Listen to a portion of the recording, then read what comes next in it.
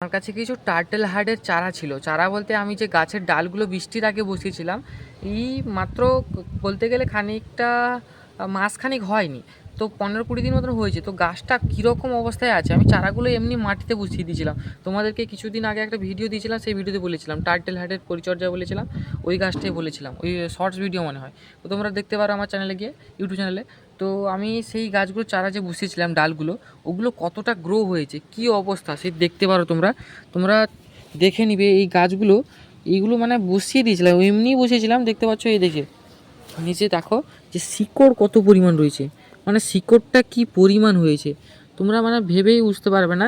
মানে এমনি লাগিয়ে দিয়েছিলাম, আমি ভাবছিলাম যে এইগুলো যে ডালগুলো যদি ফেলে দিলেই হয়ে যাবে। তো দেখতে পাচ্ছি সত্যিকারে ফেলে দিয়েছিলাম, যেগুলো থেকে অসাধারণ মানে অনায়াসে চারা সৃষ্টি হতে পারে। এই ডালগুলো থেকে আমরা অনায়াসে চারা সৃষ্টি করতে পারি, আর এই রকম আমরা গাছ করে তুলতে পারি। কত সুন্দর দেখতে পাচ্ছ, এরকম আমরা গাছ করে তুলতে পারি। এগুলো হচ্ছে টার্টেল হার্ট, এগুলো আমরা হ্যাঙ্গিং করতে পারি। এই যে দেখতে পাচ্ছ শিকড় কীভাবে হয়েছে, শিকড়টা কীভাবে হয়েছে দেখতে পাচ্ছ। শিকড়টা গাছের খুব সুন্দর হয়। এই গাছগুলো আমাদের হ্যাঙ্গিং করলে দেখতে ভালো লাগে।